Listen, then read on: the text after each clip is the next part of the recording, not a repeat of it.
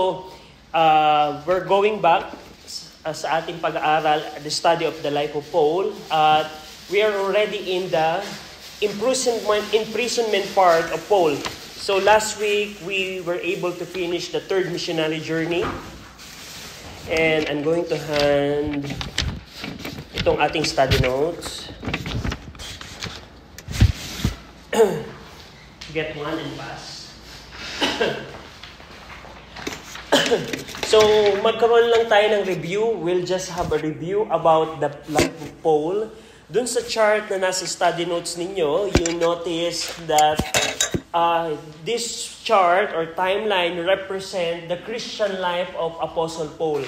Yung AD 33, before AD 33, it represent yung around 28 to 30 years niya before he got saved. And starting from AD 33, there are 14 years that he spent for the early ministry, the Apostle Paul.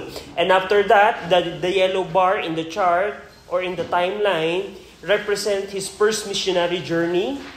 And then the 4 years bar represent the second missionary journey. And then yung blue part, which represents 6 years, it represents the third missionary journey. And then there where we stop. Now, we are in the transition, no 6 years and 2 years.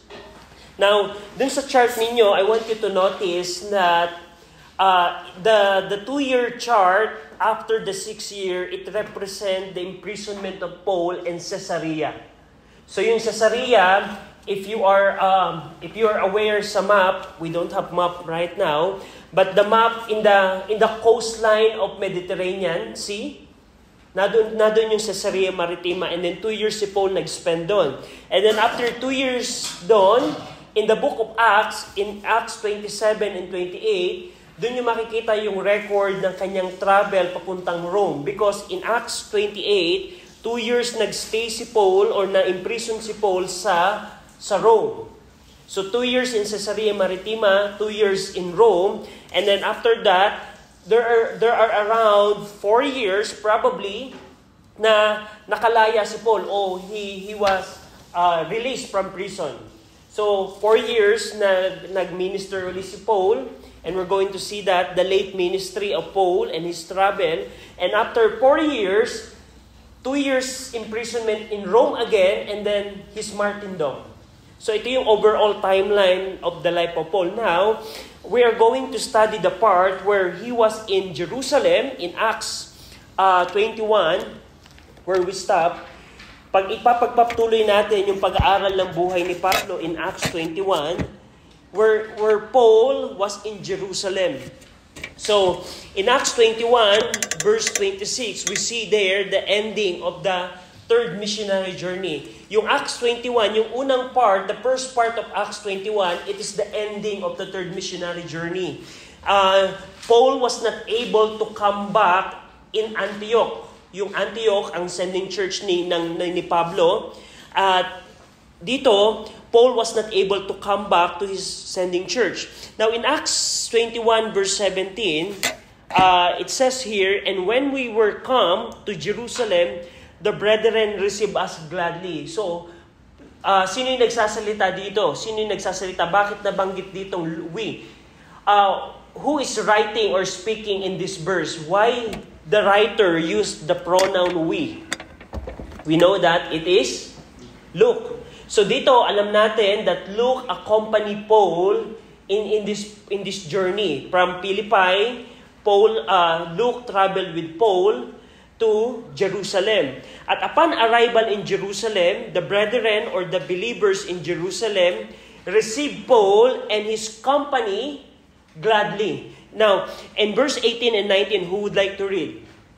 So, magkaroon tayo ng reading. So, maybe Runiel first, and then William, and then so on and so forth. Runiel, pakibasa naman ako ng verse 18 and 19. And the day following, Paul with us and and all the elders were present. And when he had salute them, he declared particularly what thing God had Wrote? brought among the Gentiles by his ministry. So thank you, Riniel. So dito, the next day, after arrival in Jerusalem, Paul went with James and all the elders. So dito, at this point, you would not notice any apostles in Jerusalem at this point of time. It's around probably 53 AD, around 53 or 58 AD, and you will not notice any apostles. So probably they are in other regions. But what we see here is James. So one thing na gusto ko that you notice is Luke highlighted James and the elders. So it means that Jerusalem church has a lot of elders or pastors, but there is one office held by James. So there are multiple elders in Jerusalem, but the primary or the main pastor is James. So that's the usual setup among many churches in the New Testament if the church is huge in numbers. So there are multiple elders like Ephesus, Antioch, Philippi. There are multiple elders in the church, but there's only one pastor like James in those churches. So dito, yung bumalik si Paul sa Jerusalem, Paul recounted or ibinalita niya yung mga bagay na ginawa ng Diyos among the Gentiles through their ministry. So dito, Paul told James to James and the elders what happened to their journeys. And their reaction is, in verse 20, when they heard that, they glorified the Lord upon hearing these things. Sabi ng verse 20, and when they heard it, they glorified the Lord and said unto him, Thou sayest, brother, how many thousand of Jews that are which believe, and they are all zealous of the law. So gusto kong pansinin niyo doon, that when the church at Jerusalem heard what happened to the Gentiles when they received the gospel, how they accepted the word of the Lord, they glorified the Lord.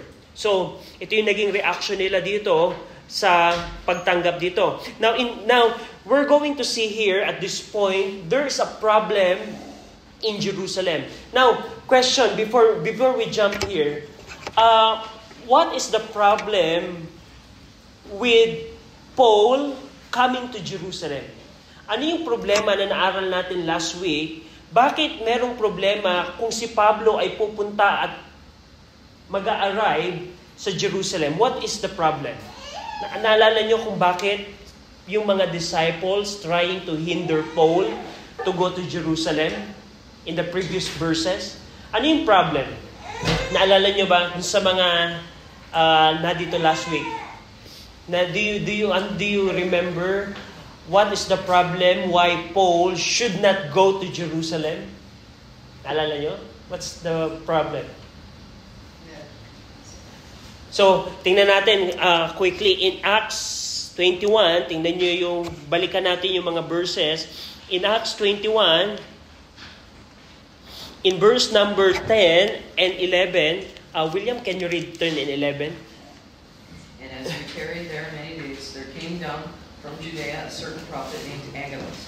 And when he was come unto us, he took Paul's girdle and bound his own hands and feet, and said, Thus saith the Holy Ghost, So shall the Jews at Jerusalem bind the man that owneth this girdle, and shall deliver him into the hands of the Gentiles. So dito, Agabus prophesied that if Paul will go to Jerusalem, he will be captured and he will be delivered to the Gentiles.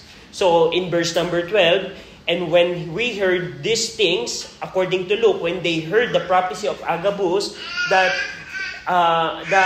Paul was in danger when he planned to go to Jerusalem, in verse 12, both we and they of that place besought Paul or him not to go up to Jerusalem. So dito merong danger. Kung si Paul ay pupunta sa Jerusalem, siya ay makakapture ng mga persecutors niya, siya ay di-deliver into Gentiles. So, now going back in Acts 21:21, dito na yung problem. Here is the problem now about Paul arriving in Jerusalem. Tandaan natin, yung mga tao sa Jerusalem, not all of them ay mananampalataya. Not all of them are believers. And some of them are trying to persecute Paul, and we're going to see that. Now, in Acts 21, verse 21 and 22, Joe, could you read verse 21 and 22? And they are informed of thee that thou teachest all the Jews which are among the Gentiles to forsake Moses, saying that they ought not to circumcise their children, neither to walk after the customs. What is it, therefore? The multitude must needs come together, for they will hear that thou art come. So thank you, Joe. So ito, imagine niyo, the setup here is Pastor James, along with the Jerusalem elders, is discussing with Paul. So what Pastor James is saying, Paul, there are people that inform the Jews here that you teach all the Jews which are among the Gentiles to forsake Moses and his law. So there's an accusation. Meron naging accusation ang mga Hudyo. May naging accusation kay Pablo dito na sinasabi nila na, Pablo, merong accusation dito na sinasabi na nung ikaw daw ay pumunta sa mga Gentiles, yung mga Hudyo na nasa mga Gentile provinces, ay tinuturuan mo na kalimutan ang batas ni Moses. Now, ang tanong, is it true or not? So, of course, we know na ito'y accusation lamang, and that's not true. Now, the reason, and then dito, Pastor James decided, Paul, this is what you need to do. Sabi niya dito in verse 22,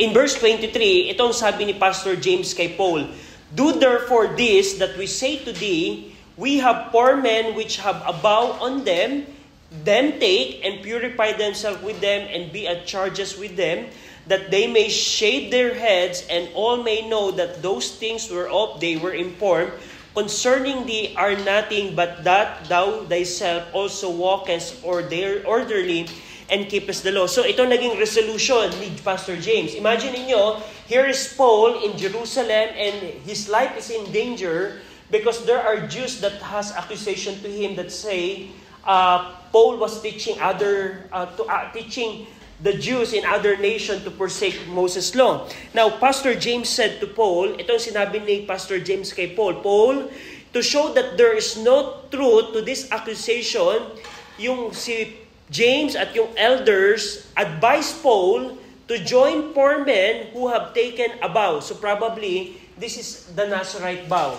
There are poor men in Jerusalem who had Nazarite vow, and sabi nila, Paul, merong 4 na lalaki dito na merong Nazarite vow, which we're going to see later on. Ano ba yung Nazarite vow? At ang sabi nila dito, Paul, samahan mo itong 4 na ito sa kanilang pagtatapos ng Nazarite vow nila. Now, to purify himself with them. Now, dito, makikita natin, ano ba yung Nazarite vow dito? Yung purifying here na tinutukoy, it refers to the vows of sanctity which the Nazarite were to observe. At dito, sabi ni Pastor James, in order for the other Jews in Jerusalem to see that you're not teaching other Jews to forsake the law, Paul, you need to join these men who are going to perform Nazarite purification. So, parang dito, ang focus dito ni Pastor James, Paul, ganito na lang ang gawin natin. Kasi, your life here is in danger and there are many accusations that we receive dito sa Jerusalem. Gantong gawin natin. Paul, sumama ka dito sa 4 na ito na meron silang Nazarite vow at sila ay pupunta sa templo at they're going to purify themselves. At samahan mo sila. Join them so that the other Jews around the temple would see you doing these things. So dito, ano ang ginawa ni Pablo? So Paul decided to join these men. Now, by the way, ano ba yung Nazarite vow dito? Going back in tingnan niyo ang Numbers chapter 6. In Numbers chapter 6. So the scenario here is there's a problem in Jerusalem church because Paul was in danger. Dahil there are accusations that tells that Paul was teaching other Jews to forsake Moses' law. In order to resolve this the elders or the church at Jerusalem decided that Paul should join these poor men who would perform purification for their Nazarite vow. So ano ba yung ginagawa ng Nazarite vow sa isang Nazarite na merong Nazarite vow? Sa pagtatapos ng Nazarite vow, makikita nyo in number 6 sa batas ni Moses in verse 13. Tingnan nyo po in verse 13. And this is the law of the Nazarite when the days of his separation are fulfilled. He shall be brought unto the door of tabernacle of the congregation, and he shall offer his offering unto the Lord, one he-lamb of the first year without blemish for a burnt offering, and one ewe lamb of the first year without blemish for a sin offering, and one ram without blemish for the peace offering. So dito, ang isang tao, ang isang Hudyo na merong Nazarite vow, if a Jew is sa Nazarite vow, and if he's about to end the Nazarite vow, ano ba yung ibig sabihin ng ending of the Nazarite vow? It means you finish your Nazarite vow. So ano yung mga significant, ano ang sabi ng batas ni Moses dito? If you're about to finish your Nazarite vow, you need to go to the temple or to the tabernacle and do the offering. So ito yung batas, the Levitical, the law about Nazarite vow. For example, you have a Nazarite vow. For example, your vow lasted for example, let's say it lasted for 3 years. And on the last year, or meaning on the end part of your Nazarite vow, in order to finish and to say that you fully perform your vow for those 3 years, you need to go to the temple and do an offering. So ito yung ginagawa. This is the setup of a Nazarite. And going back in Acts 21, itong mga apat na lalaking ito, these four men are about to finish their Nazarite vow. And Pastor James said, Paul, show to the other people that you don't forsake Moses' law. Join them in going to the temple and show to the people, so that the people here in Jerusalem would see that you don't forsake Moses' law. So, tingnan natin, ano ang ginawa dito ni Paul? After the Jerusalem church advised Paul to go with these four men. Now, in going back in Acts 21, Mikey, can you read yung verse number 25 and 26? As touching the temple, we have written, concluded that they observe no such thing, save only that they keep themselves from things offered to idols and from blood and from strangling and from fornication. Then Paul took the men, and the next day, purifying himself with them, entered into the temple to signify the accomplishment of the days of purification, until that offering should be offered for every one of them. Okay, so dito, yung point dito ng time, sabi ni Pastor James, okay, Paul, you join them. And by the way, I forgot to mention, in verse 24, Pastor James said here, then take and purify themselves with them and be at charges with them. The word charges with them, it means share the expenses. For example, it means if they need to buy lamb or ram to end the purification of the Nazarite vow, Pastor James said, Paul, share the expenses with them, with these four men. So that's what it means, charges with them. And dito, in verse 25, Pastor James said, now, as touching Gentiles, katulad din ng sinabi namin, we're not telling we're not telling to forsake Moses' law as well. But Pastor James said that as touching the Gentiles believers, they are informed that they should observe no such thing, meaning to keep the law, except that they keep themselves from things offered to idols, from blood, from things strangled, and from fornication. Those are the things that refers to pagan worship. So yun yung in-advise ni Pastor James sa mga Gentiles. But I want you to notice in verse 26, then Paul took the men, the four men that was mentioned in the previous verses, and the next day, purifying himself with them, entered into the temple to signify the accomplishment of the days of purification, until that an offering should be offered for every one of them. So, dito si Paul nag-join sa mga apat na lalaking ito na mag-offer sa temple to end their Nazarite vow. So, ang question is, this question is, why Paul agrees? Why did Paul do this? Sa tingin nyo, now, first question is Paul required to do that? Why? Yes or no?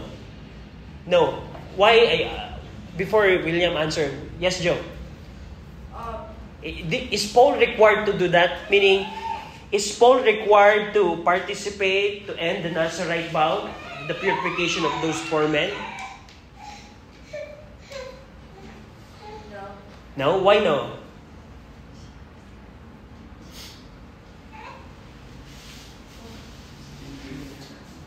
An idea? Because he How about, any idea? How about others? Yes, William. You didn't do the Nazarene. You didn't. Yeah, it could be. Yeah. Could be, yeah. What other thing? Sa tingin ninyo, kailangan at this point of time, is Paul required to do this? Or meaning, other way around. Remember, the Lord Jesus Christ is already crucified at this point of time. So is it still necessary to do offering in the temple at this point of time? Yes, Joseph? no, No, why? because Jesus died. Jesus died, and He's the ultimate sacrifice. And we know, based on other passages, that Christ abolished the ceremonial part of the law. We know that. Now, but why Paul joined them? So we understand that Paul is not required to do that because we know in the book of Hebrews that Paul stated in the book of Hebrews that the ceremonial law of the ceremonial part of the law is already done when Christ died on the cross. Now my question is, why did Paul join the Nazarite vow? Meaning, why did Paul join these 4 men? An idea? Yes, William. To show his submission to the law. To show this submission to the law? Yeah, that's good answer. How about you, Joe?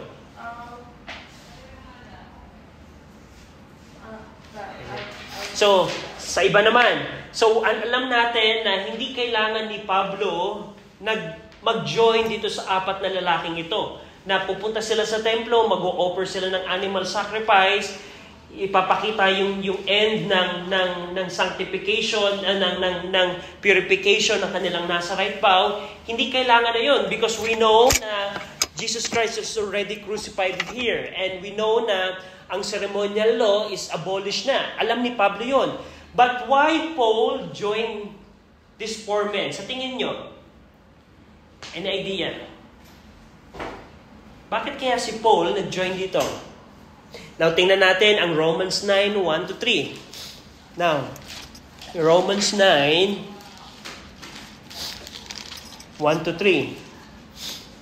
Now, sabi dito ni Paul sa sulat niya sa mga Roman believers or Roman church members ng iba-ibang simbahan sa Rome, sabi ni Paul in Romans 9, 1-3, I say the truth in Christ, I lie not, my conscience also bearing me witness in the Holy Ghost, that I have a great heaviness and continual sorrow in my heart. So, Paul has a sorrow in his heart. Why? Verse 3 says, for I could wish that myself were accursed from Christ for my brethren, my kinsmen, according to the flesh. So, Paul was taking the blame because of his fellow Israelites. Why? Because Paul wants the other unbelieving Jews to be saved. So ito yung desire ni Pablo. Desire niya that his fellow Jews would be saved. So ito yung focus dito ni Paul that meron siyang great heaviness. There's a great heaviness in his heart and there's a continual sorrow in his heart because there are many Jews, his fellow men, who are not saved, who doesn't believe Christ. So meron siyang sorrow, meron siyang heaviness. And going back, in 1 Corinthians 9, so we're answering the question, why did Paul do what Pastor James advised to him? In 1 Corinthians 9, verse 19 to 23, sinong gustong magbasa? Cham, pakibasa naman ako. 1 Corinthians 9:19 To 23. For though I be free from all men, yet have I made myself servant unto all, that I might gain the more. And unto the Jews I became as a Jew, that I might gain the Jews. To them that are under the law, as under the law, that I might gain them that are under the law. To them that are without law, as without law, being not without law to God, but under the law to Christ, that I might gain them that are without law. To the weak became I as weak, that I might gain the weak. I am made all things to all men, that I might by all means save some. And this I do for the gospel's sake, that I might be partaker thereof. So thank you, Cham. So I want you to see what is in Paul's mind. First, Romans 9 says, Paul wants his fellow men to get saved. Paul wants his fellow men. He has a burden, he has a sorrow in his heart because of the lost condition of his fellow men. So yun ang nasa puso ni Pablo. And in 1 Corinthians 9 says, for the gospel's sake, unto the Jews I became as a Jew, that I might gain the Jews.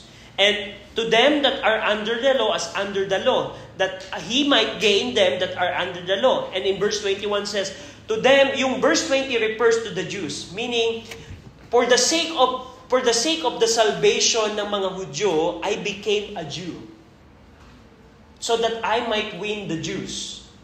Pero sa mga Gentiles that are not under the law, referring in verse 21, says, to them that are without the law, those are the Gentiles, as without the law, I became as without the law.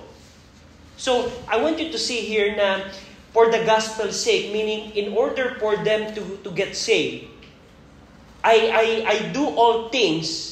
If it's for the sake of the Jews, I became as a Jew. If for the sake of the Gentiles who are without the law, I became as without the law.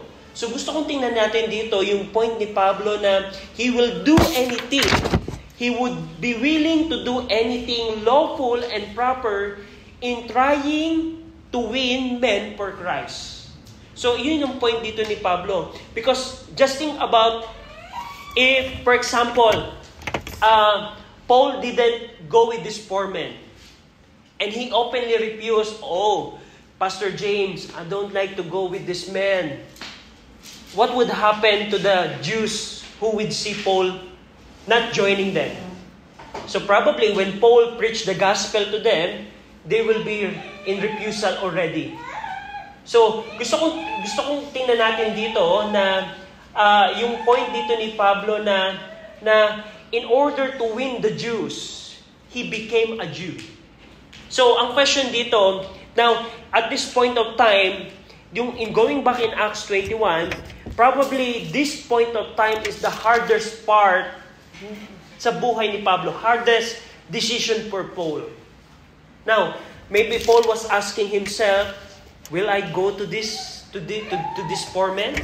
I'm not required to do this because I know that Christ already finished the ultimate sacrifice on the cross. He already know that in his mind. He wrote to the Hebrews, in the book of Hebrews, about that matter. Pero dito, Paul decided to still join these 4 men. Why? Because he wants the other Jews to get saved. In order to for the gospel's sake, for the Jews, he became Jews. So he did these things. Pero one interesting thing that I want you to notice, in verse 27, Paul didn't, in verse 27, there's an intervention here. In Acts 21, verse 27, hanggang, who would like to read, Jessica, can you read verse 27? Pakibasa naman ako ng Acts 21:27. And when the 7 days were almost and then the Jews which were of Asia, when they saw him in the temple, stirred up, called the people, and laid hands on him. So I want you to notice the word almost ended. So meaning at this point of time, Paul was not yet involved in doing animal sacrifices. Because Luke said, and when the 7 days were almost. So it almost Paul joined them almost that they performed the animal sacrifice in the temple. So I want you to see this, that there's an intervention here. That before Paul actually offered animal sacrifice, and by the way, we don't know if Paul was already, if they were already do animal sacrifice at this point of time, but I want you to see that almost. And when the 7 days were almost ended, there's an event that happened that prevented them to finish the purification of the Nazarite vow. So at this point of time, probably this is a relief for Paul. So he is not required to do the animal sacrifice anymore. So that's one thing that I want you to see. So in verse 27 here, one event that happened here is Jews from Asia see Paul in the temple and stir up the people, accusing him of defiling the holy place by bringing the Greeks into the temple. Now, itong verse 27 and 29, remember that during the feast, during the holidays of the Jews, other Jews from other places flocked into Jerusalem to celebrate, for example, to celebrate Passover. The Jews in other nation traveled back to Jerusalem. At this point, yung mga Jews in Asia saw Paul in the temple. So nakita ng mga Hudyong ito si Pablo, wait, ito yung si Pablo na nanggaling sa Asia sa atin. Sila yung nanggaling, ito yung si Paul na nasa Ephesus. At anong ginawa ng mga Hudyong ito? Itong mga Hudyong ito, inakusahan si Pablo na si Paul ay dinidefile ang holy place by bringing a Greek or bringing the Greeks into the temple. And by the way, that is just an accusation. Hindi tunay yun. Paul didn't bring any Greek to the temple. So ito yung accusation na ginawa ng mga tao. And tingnan nyo in verse 28, crying out, men of Israel. Ito yung mga sinabi ng mga Hudyong ito. They cried out and they say, men of Israel, help! This is the man that teacheth all men everywhere against the people and the law in this place, and further brought Greeks also into the temple and had polluted this holy place. Verse 29, and for they had sinned before him in that city Trophimus, an Ephesian, whom they supposed that Paul had brought into the temple. So ito yung naging accusation nila. And what happened here in verse 30, Reniel, pakibasa naman ako ng verse 30. Verse 30. And all the city was moved, and the people ran together, and they took Paul and drew him out of the temple, and forthwith the doors were shut. So dito, meron naging kaguluhan na. Throughout the city, the whole city is moved because of this Jews from Asia. The whole city is moved, and the people lay hands on Paul, dragging him out of the temple, and immediately the door of the temple are shut. So, dito in verse 31 to 33, William, can you read this? 31. Yeah. And as they went about to kill him, tidings came unto the chief captain of the band that all Jerusalem was in an uproar, who immediately took soldiers and centurions and ran down unto them. And when they saw the chief captain and the soldiers, they left beating of Paul. Then the chief captain came near and took him, and commanded him to be bound with 2 chains, and demanded who he was and what he had done. So dito, after the people seek to kill Paul, news reaches the chief captain of the band. By the way, in the temple during the time of Paul, the headquarters of the Roman army are near the temple. So, malapit lamang yung centurion or chief of the captain sa templo. At nung nabalitaan ng chief of the captain about the riot that is happening in the temple, what he did is, the chief captain of the band, he immediately takes soldiers and centurion and runs down to them. When they see the chief captain and the soldier, the people stop beating Paul. So the chief captain takes Paul, bind him with 2 chains, inquire who he is and what he has done. So merong naging intervention dito yung chief captain ng Roman army. Ang ginawa niya, nung nakita ng chief captain na nagkakaroon na ng riot, kasi yung mga tao sinasaktan si Paul, hinila siya palabas ng templo. Ang ginawa ng chief captain, kinuha si Pablo in order na ma-appease yung riot in Jerusalem. And in verse 34 to 36, Joe, can you read these verses? 34 to 36. Acts 21. 34 to 36. Acts 21, 34 to 36. Acts 21, 34 to 36.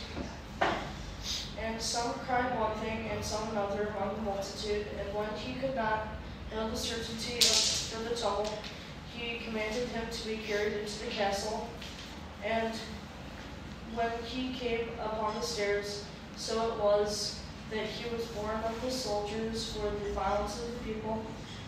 For the multitude of the people followed after, crying, "Away with them." So, thank you, Joe. The multitude cries out different things. So, yung mga tao, sumisigaw sila na iba-ibang bagay, causing confusion. So, the chief captain commands Paul to be carried into the castle. So, probably next week, I'll be showing you the photographic, meaning the reconstruction of the temple during the time of Paul and the castle. So currently, if you go to Jerusalem right now, this castle is unearthed, meaning the things that we are reading in the Bible, archaeology proves that it really exists, and that's interesting happen. So when the multitude cry out different things, causing confusion, the chief captain commanded Paul, go into the temple. So in verse 37 hanggang 38, Mikey, pakibasa naman ako ng 37 to 38. And as Paul was being led into the castle, he said unto the chief captain, "May I speak unto thee?" Who said, "Canst thou speak away? Art not thou that Egyptian which before these days madest an uproar and leadest out into the wilderness 4,000 men that were murderers?" So thank you. As Paul is being led into the castle, Paul asked the chief captain for permission to speak. So the captain is surprised, thinking Paul is the Egyptian who led a rebellion with 4,000 men. But Paul revealed that he is not that Egyptian, but he is a Jew of Tarsus, a city of Cilicia. So ano yung nangyari dito? 3 years back, according to Josephus, who is a historian, around this time, this particular Egyptian that is referred by Luke in Acts 21, this Egyptian was a Jewish false prophet who predicted the collapse of the walls of Jerusalem upon his command and the imminent overthrow of the Roman occupation.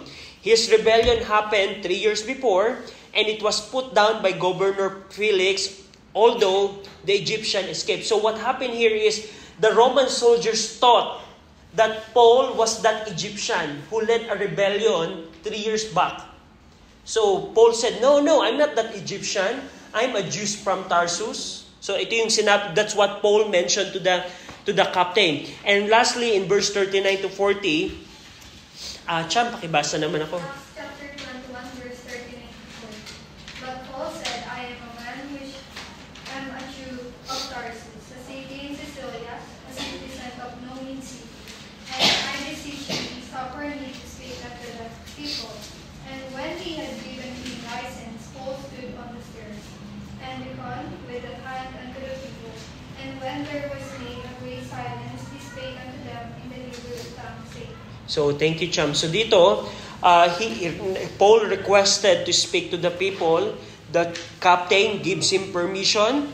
And Paul, standing on the stairs, beckoned with his hand to the people where there's a great silence. He speak to them in Hebrew tongue. So, the rest of Acts 22, it pertains dun sa kanyang pagsasalita before these Jews. So, gusto kong pansinin natin dito na about dito sa point ng ating lesson, ano yung application? Next week, titingnan natin yung naging preaching, naging speech dito ni Pablo, yung kanyang preaching before these fellow men, his fellow Jews. And we'll see yung kanyang preaching next week. But today, ano yung makikita natin ditong application sa ating lesson? One thing na gusto kong tandaan natin is, I want you to notice how Paul was willing to do anything lawful and proper in trying to win men to Christ. Remember in Acts 9 and in 1 Corinthians 9, na ang sabi ni Pablo, para sa mga Hudyo, naging Hudyo ako. Para sa mga Gentiles, naging Gentiles ako. Anong dahilan niya di Pablo dito? Para lamang mawin ni Pablo ang mga tao ito for the gospel's sake. Now, parang imagine niyo like this. For example, like this. Now, we're drawing application about our lesson. Imagine like this. Imagine that we are all friends. Yeah, let's say, and I'm the only one who is saved. Who is saved. So all of you are not saved, and we are all friends. And then I got saved. And then I want to win all of you. So for example, this thing. For example, there is a class activity, and I didn't join you because for no reason. And you get offended to me, oh, RJ didn't join us in our class activity. And then the other activity again, oh, RJ didn't join us again. See, parang ayaw kong mag-join sa inyo. Meaning, anytime na merong activity, for example, in the school or activity somewhere else, I don't join you. And then, what would happen if I invite you to the church? I don't join you, meaning I don't participate whenever there's an activity in the school. And you see me na, oh, si RJ, hindi siya nagjo-join kapag merong activity tayo sa school. And then, dumating yung point na ako naman yung nag-imbita. Halimbawa, invite ko kayo, oh, meron kaming church this coming Sunday. Punta naman kayo sa church namin. Now, ano yung magiging reaction nyo? What would be your reaction? You're not going to join me as well. So, what would happen? Will I be able to present to you the gospel at this point because of my behavior? So, I hope you see the point. Now, what should I do in order for you, what should I do so that I could invite you to church?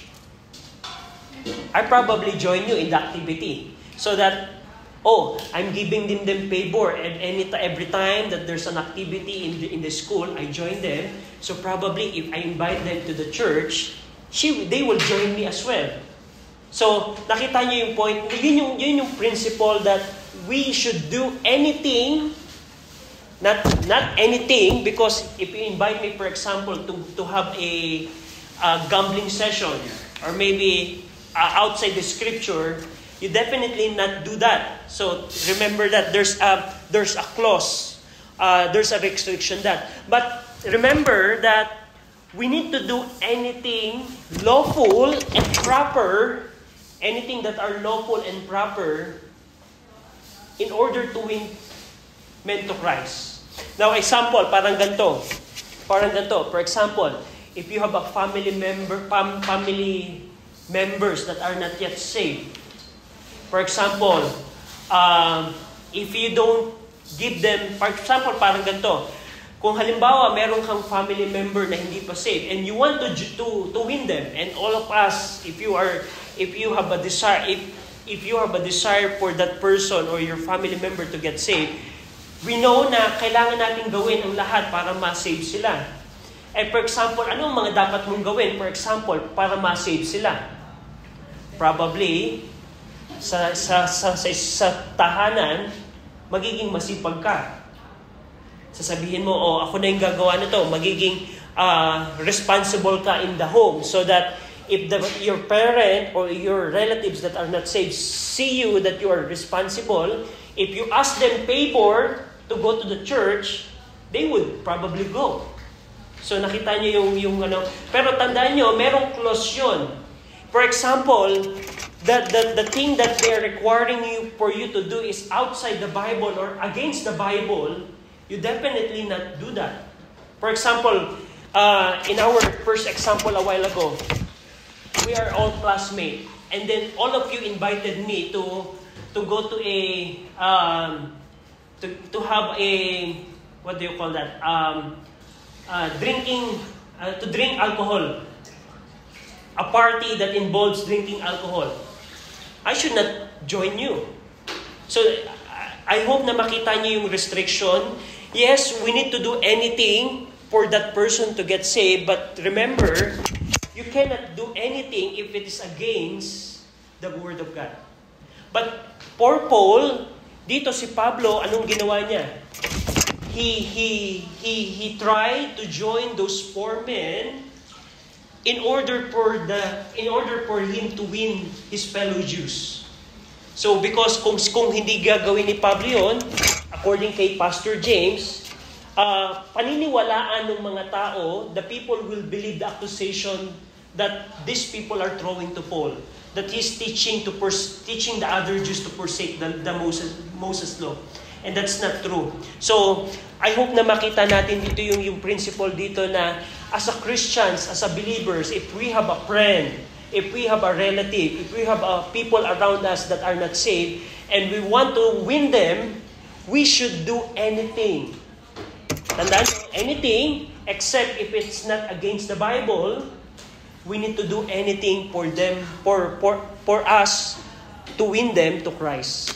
So, it takes us a challenge. For example, if you are a daughter or son, if your parents is not yet saved, probably you can do anything to gain the favor of your parents, so that you can invite him or her to the church or to a Bible study.